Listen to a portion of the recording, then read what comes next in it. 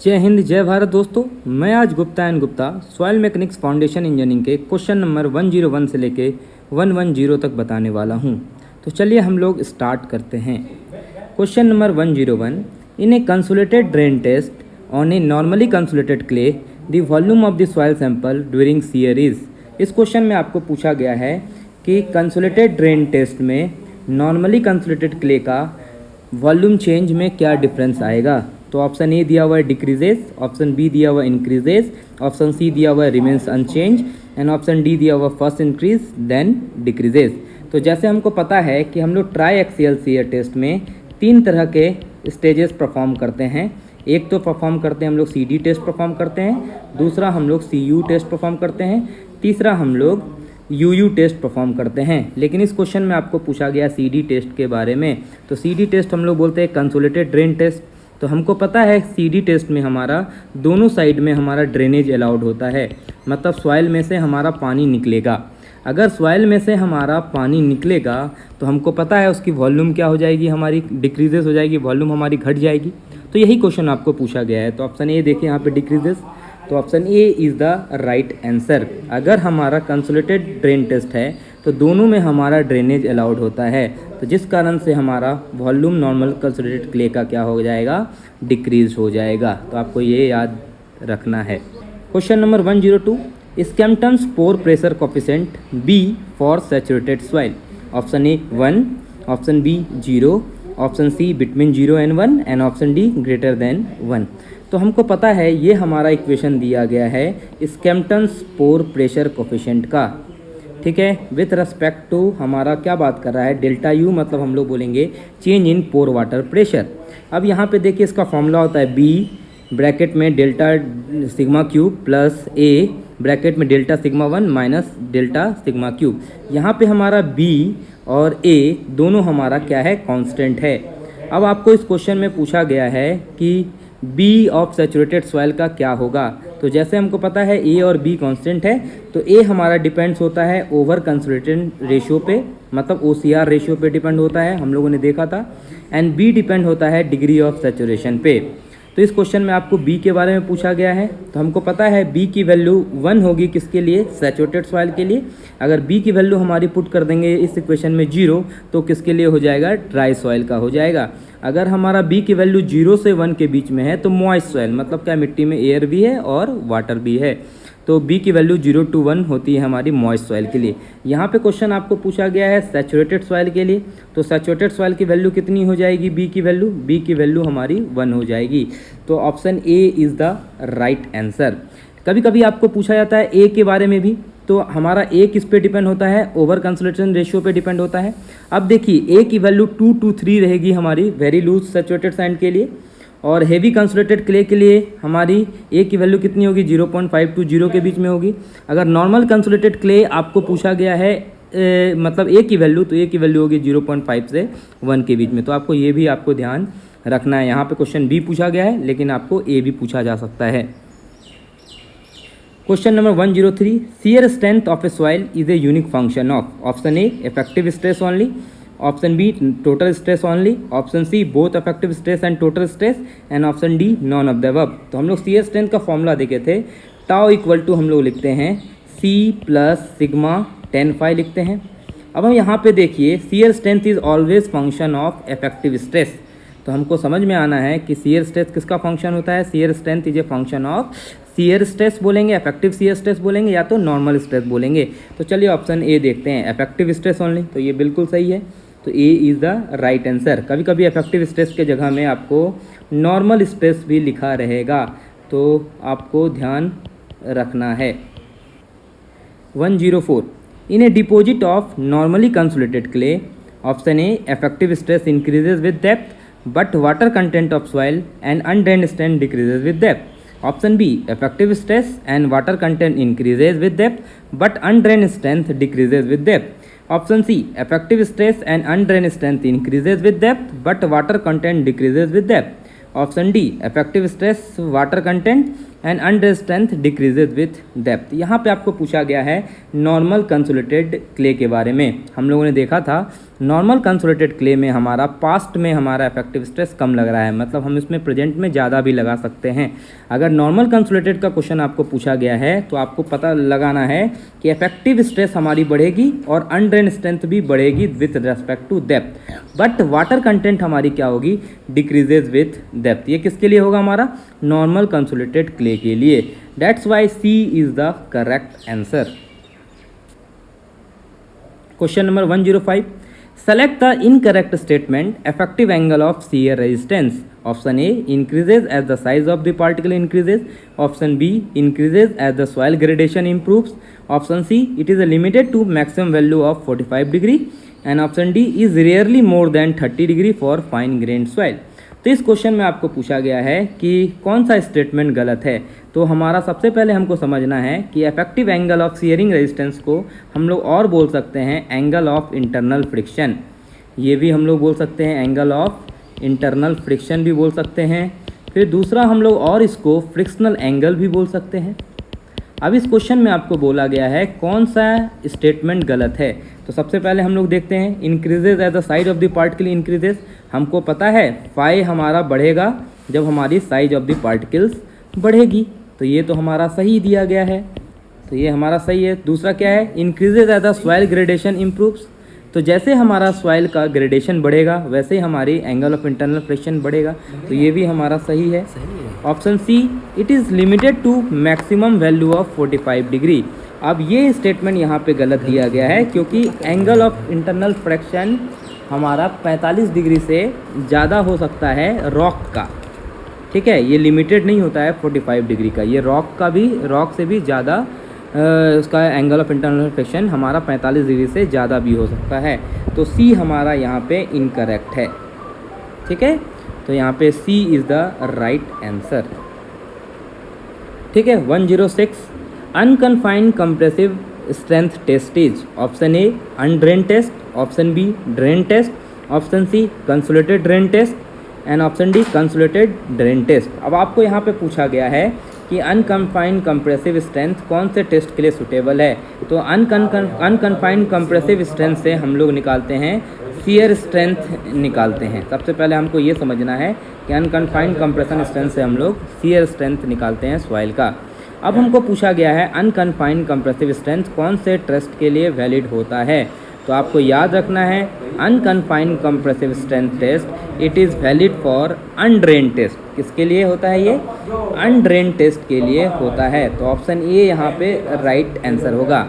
अब हम लोग बोलेंगे कि unconfined compressive strength undrained test के लिए क्यों होता है, क्योंकि उसमें हमारा जो हमारी कन्फाइनिंग प्रेशर होती है वो नहीं लगती है, मतलब चारों जगह से प्रेशर नहीं लगेगी, सिर्फ हमारा क्या लगेगा, एक्सियल स्ट्रेस ही लगेगा, मतलब चारों तरह से प्रेशर नहीं लगेगा, जिस कारण से हम लोग बोल सकते हैं अनकन्फाइंड कंप्रेसिव स्ट्रेंथ हम लोग सूटेबल फॉर अनड्रेन टेस्ट। और हम लोग बोलेंगे अनकन्फाइंड कंप्रेसिव स्ट्रेंथ टेस्ट कौन से सॉइल के लिए करते हैं, तो कोहेसिव सॉइल के लिए करते हैं, मतलब कौन सा सॉइल, क्ले के लिए हम लोग करते हैं, ठीक है। अब कन्फाइनिंग प्रेशर की बात करता है तो हमको समझना है हमारा चारों तरह से प्रेशर लग रहा है, मतलब ये इस डायरेक्शन, इस डायरेक्शन, इस डायरेक्शन, मतलब इसको हम लोग बोलेंगे कन्फाइनिंग प्रेशर। लेकिन हमारा अनकन्फाइंड स्ट्रेंथ में हमारा सिर्फ प्रेशर इस टाइप से लगेगा या तो इधर से लगेगा, मतलब चारों साइड से लगेगा नहीं, जिस कारण से हम लोग बोलते हैं unconfined compressive strength is suitable for undrained test. तो that's why A is the right answer. Question number 107, a cylindrical specimen of saturated soil failed under the axial vertical stress of 100 kN per meter square when it was laterally unconfined. The failure plane was inclined to the horizontal plane at an angle 45 degree. The value of cohesion and angle of internal friction of the soil are respectively. तो मैंने आपको बताया था numerical जब भी बनाएंगे तो आप सबसे पहले अंडरलाइन कीजिए। यहाँ देखिए कौन सा स्पेसिमेन दिया गया है, सिलेंड्रिकल स्पेसिमेन दिया गया है जिसकी एक्सियल वर्टिकल स्ट्रेस हमारी दी गई है 100 किलोन्यूटन पर मीटर स्क्वायर, मतलब क्यू की वैल्यू हमारी दी गई है 100 किलोन्यूटन पर metre square. When it was laterally unconfined, हमको समझना है यहाँ पे, देखिए क्या दिया हुआ है, अनकन्फाइंड वर्ड है, मतलब अनकन्फाइंड वर्ड मतलब किसमें अनकन्फाइंड प्रेशर नहीं लगता है, मतलब अनकन्फाइंड कंप्रेसिव स्ट्रेंथ में हमारा अनकन्फाइंड प्रेशर नहीं लगता है। तो हमको समझना है यहाँ पे ये किसके लिए कौन सा टेस्ट बोल रहा है, तो अनकन्फाइंड कंप्रेसिव स्ट्रेंथ की टेस्ट बोल रहा है ये। तो हमने अभी देखा फॉर्मूला अनकन्फाइंड कंप्रेसिव स्ट्रेंथ, हम लोग क्यू यू इक्वल टू लिख सकते हैं 2 इंटू सी। तो हमको यहाँ पे सी मतलब यहाँ पे कोहेजन है, तो सी इक्वल टू हम लोग क्या लिख सकते हैं, क्यू यू बाई 2 लिख सकते हैं। ये पहले हमने फार्मूला लिख दिया। फिर आपको देखिए हॉरिजॉन्टल प्लेन में एंगल कितना बना रहा है, 45 डिग्री बना रहा है। अब आपको बोला है दी वैल्यू ऑफ कोहेजन निकालने, मतलब सी की वैल्यू निकालने बोला है, and angle of internal friction of the soil निकालने बोला है। ठीक है, तो मैंने आपको बताया था कि अनकन्फाइंड कंप्रेसिव स्ट्रेंथ क्ले के लिए यूज़ होता है। अब क्ले के लिए यूज़ होता है तो हमारी फाई की वैल्यू मतलब एंगल ऑफ इंटरनल फ्रिक्शन हमारी 0 डिग्री हो जाती है, ये याद रखिएगा। अगर क्ले के लिए पूछा जाता है तो हमको समझना है हमारा angle of internal friction phi equal to 0 degree. तो सबसे पहले हम 0 डिग्री ढूंढिए कहाँ कहाँ है। तो 0 डिग्री हम देखिए बी में है, नज़र आ रहा है, और सी में भी नज़र आ रहा है।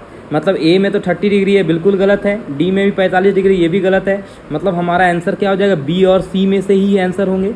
अब चलिए हम लोग निकाल लेते हैं सी, कोहेजन की वैल्यू निकाल लेते हैं। अब यहाँ पे क्यू की वैल्यू कितनी दी गई है, 100/2 मतलब क्या हो गया, 50 किलो न्यूटन पर मीटर स्क्वायर हो गया। अब यहाँ पे यूनिट किस में दिया है, न्यूटन पर mm स्क्वायर में दिया हुआ है। तो हमारा क्या हो जाएगा, 0.05 न्यूटन पर mm स्क्वायर।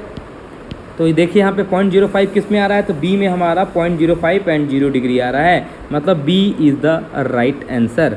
अब जब भी इसको क्वेश्चन में आपको मिलेगा तो सबसे पहले आप देखिएगा ये अनकन्फाइंड है, वर्ड हमको समझना है, मतलब कोई कन्फाइंड प्रेशर अप्लाइड नहीं हो रहा है, मतलब समझ जाइएगा वो किसकी बात कर रहा है, अनकन्फाइंड कंप्रेसिव स्ट्रेंथ टेस्ट की बात कर रहा है। अब अनकन्फाइंड कंप्रेसिव स्ट्रेंथ हम लोग लिख सकते हैं Q U equal to 2 into C, मतलब 2 इंटू सी मतलब क्या, क्ले मतलब कोहेजन। तो यहाँ पे आपको सी बोला है तो सी इक्वल टू क्या हो जाएगा, क्यू यू बाई 2। हमने देखा था, अगर आपको ऐसे भी नहीं समझ में आता है तो क्यू यू का यूनिट हम लोगों ने देखा था क्या होता है, किलो न्यूटन पर मीटर स्क्वायर होता है। तब भी आप ढूंढ सकते हैं कि क्यू यू का यूनिट हमारा क्या होगा, किलो न्यूटन पर मीटर स्क्वायर होगा। तो इस टाइप से आपको क्वेश्चन सॉल्व करना है न्यूमेरिकल। अगर आपको नहीं भी समझ में आता है तो आप लॉजिक से लगा के सॉल्व कर सकते हैं, लेकिन जब भी क्वेश्चन मिलेगा तो वर्ड पकड़ना है, जैसे अनकन्फाइंड यहाँ पे वर्ड था। अब देखिए 108, in an unconfined compressive test on a clay sample of initial volume V and length L and area of cross section at failure is taken as.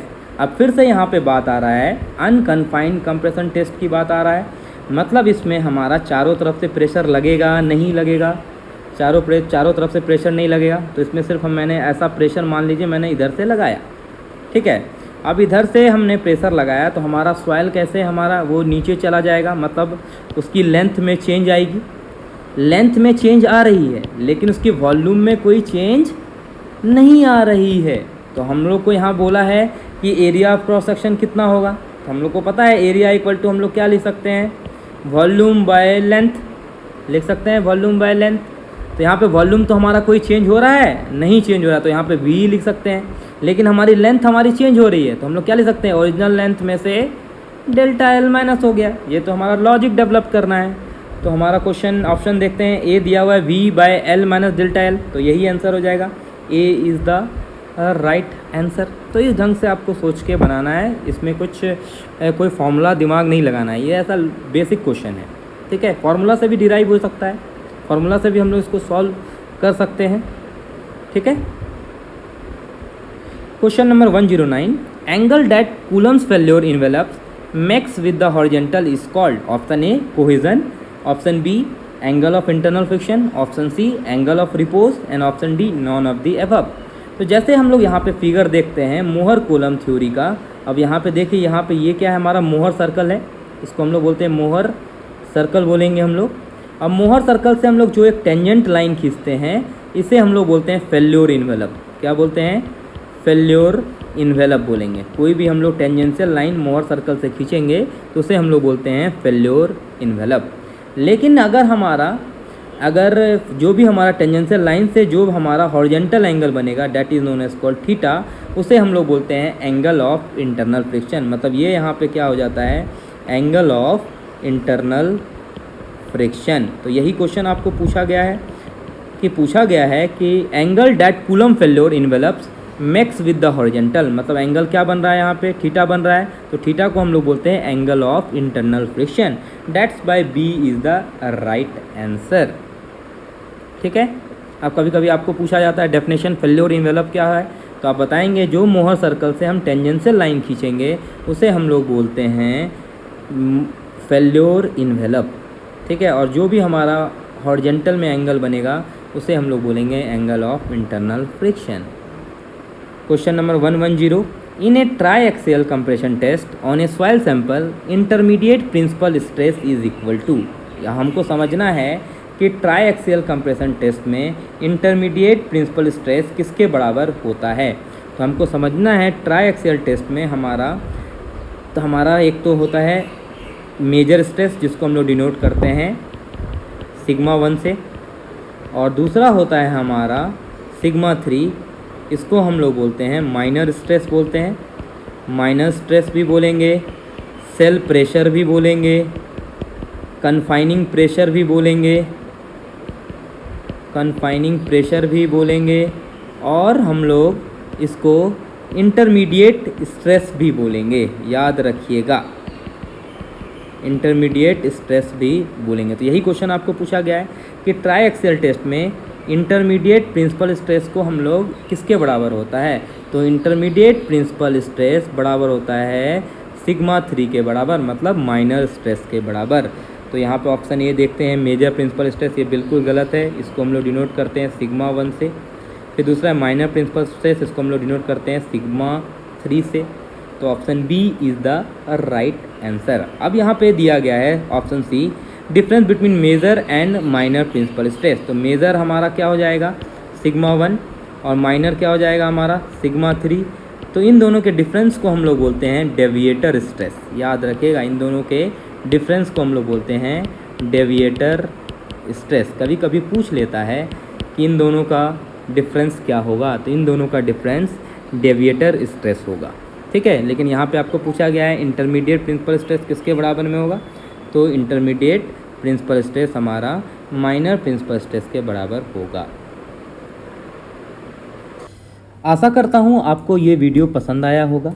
अगर पसंद आया है तो वीडियो को लाइक कीजिए, शेयर करें, और ऐसे नई वीडियो देखने के लिए मेरे चैनल को सब्सक्राइब करें, Jha channel. Thank you for watching.